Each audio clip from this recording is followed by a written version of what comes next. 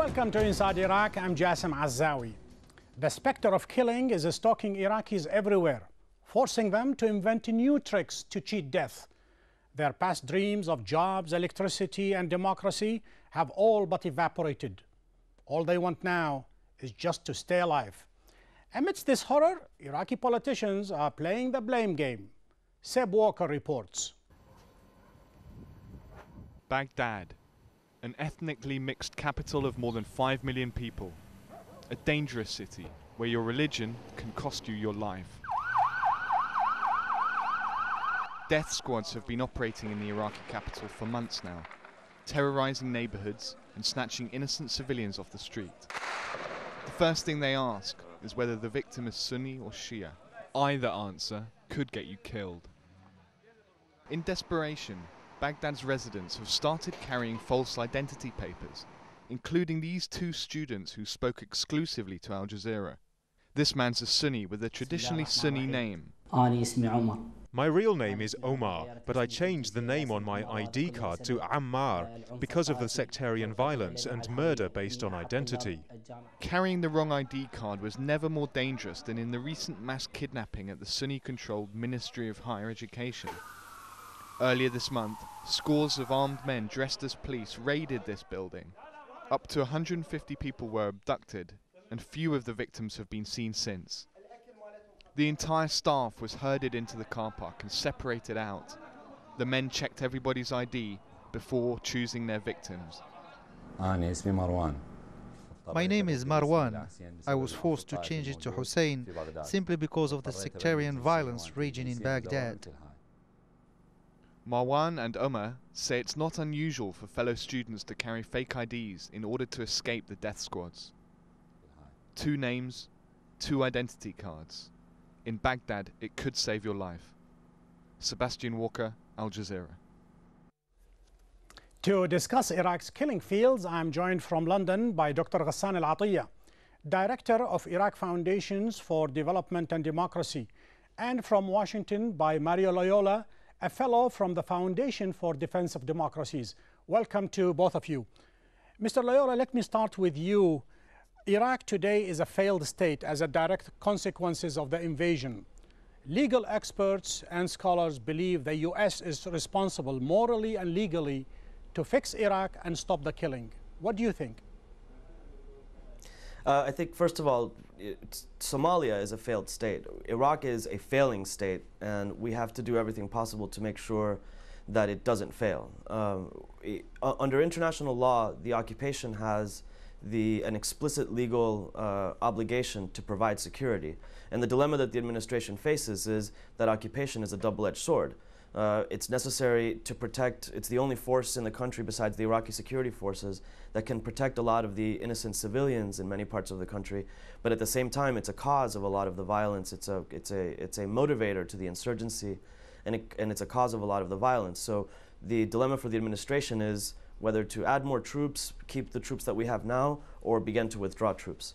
What do you want the administration, this current Bush administrations, want to do? The Iraqis are killing Iraqis. Do they have an obligation to stop this war? Do you want them to save you from yourself? As a matter of fact, under under dictatorship, was the hope that getting rid of Saddam will open Iraq to a new era, and might, with the proper American policy, coalition between the American and the Iraqi, we can create a South Korean Iraq.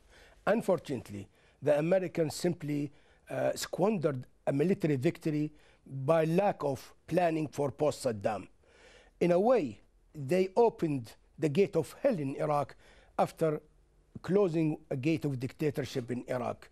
In a sense, yes, they are morally responsible, internationally responsible, although now we hear some voices in the United States, Republican and Democrat, trying to shift the blame from themselves to the Iraqi themselves and try to wash their hand, saying this is an Iraqi problem, this is a civil war, why should we get there? Mario, a victory wasted, committed many, many mistakes, thousands of them according to Condoleezza Rice. You are responsible. Even if civil war in Iraq is the reality soon, the US is still responsible. I agree, and I agree with Dr. Hassan on the most important thing, which many in the administration were arguing against from the very beginning, which is to put so much emphasis on the sectarian communities in Iraq to try to make sure that everyone was on board, necessarily created a dynamic of conflict between the various communities inside of Iraq. But at the same time, whatever mistakes were committed, this was a very difficult situation, and to say that there wasn't are you saying this was enough planning. Mr. Loyola, are you saying this current mayhem and killing we see right now was never predicted? Because there is an abiding myth that the sectarian and ethnic killing in Iraq was not predicted. Is that what you are saying? No, and I remember reading shortly before the invasion that Brent Scowcroft made the most important of his arguments against the former National Security Advisor Brent Scowcroft of Bush's father. The most powerful of the arguments that he made against the invasion was precisely the prediction that there would be a dynamic of conflict that could result in a sectarian civil war.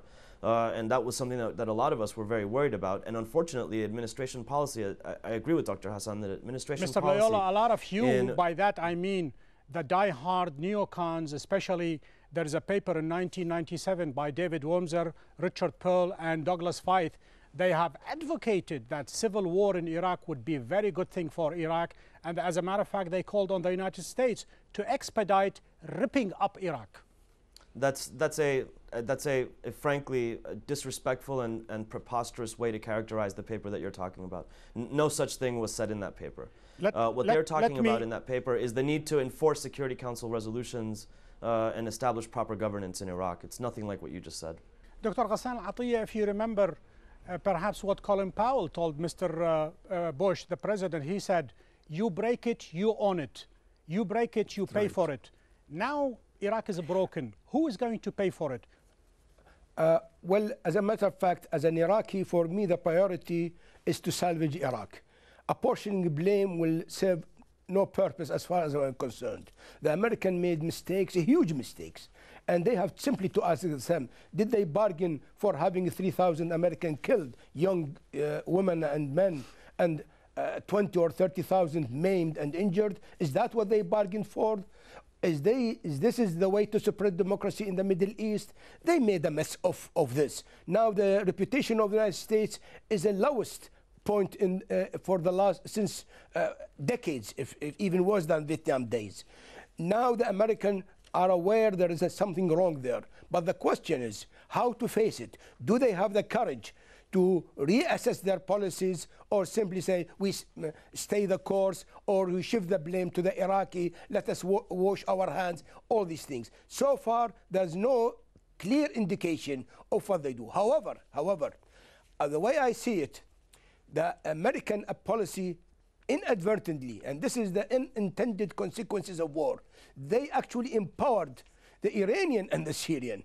And now the Iranian are the stronger power in the Middle East. And the recent article by Richard Haas, a highly respectable diplomat, that said that now the end of the American era in the Middle East, what we have here, two powers in the Middle East, namely Israel and Iran. This is what the liberal Iraqis, the secular Iraqis, all the liberal Arab in the world, those pro-democratic forces hoped that this will be the eventual result of American intervention. You asked a question, Mr. Ghassan Atiyah. I will let Mr. Loyola answer. But before that, let me bring in George Malbruno, a correspondent with Le Figaro. He was kidnapped in the summer of 2004 for 124 days.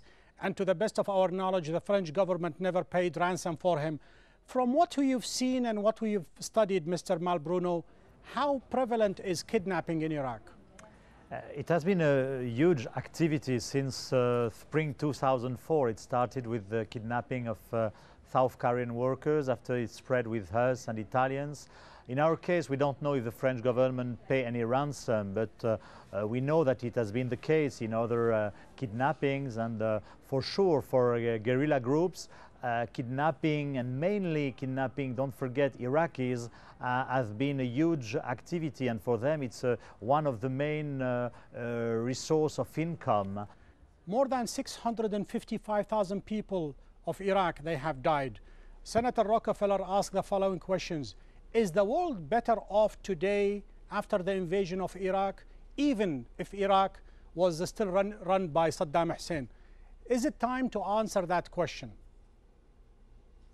We can't answer the question yet because we don't know what's going to happen next in Iraq. I mean, the answer to that question depends on what happens next in Iraq. So you don't think 655,000 people is a lot of people, and you're still waiting for an answer? You're talking about the Johns Hopkins study, which used a methodology that I think has been very widely criticized. Let us take the Iraqis then. Let us take the Iraqis Minister of Health, 150,000. Are we squibbling about numbers now? It's 150. I think that's. I didn't mean to say that the difference was so relevant. I mean, I think that what we see in Iraq is a very terrible civil war. A lot of civilians are getting killed, and what we have to do is fix the problem, that the real problem, which was the collapse of the Iraqi security forces in the first year of the invasion, and the fact that we have found it so slow and difficult to build the security forces back up. I mean, until there's a heavy state presence to impose law and order throughout the country, I'm afraid that the killings are going to continue. And so what we have to do is make sure that the government of Iraq has enough forces of its own to solve its own security situation. Before we close this segment, let me go to Dr. Ghassan Al-Atiyah. Dr. Ghassan, it is very tempting, it's very easy to blame this killing on the US, that the US wants civil war, and that's far from the truth. Explain to me how one ministry in Iraq jumps on another ministry, kidnap a lot of people, tortures them and kill them. The fact of the matter, the situation in Iraq, because of the rush for election, rushing the constitution, these had accumulated mistakes, mishaps, led to this situation. Had the United States took them 13 years to have a constitution, but the Bush administration won the Iraqi in 4 months to have a constitution.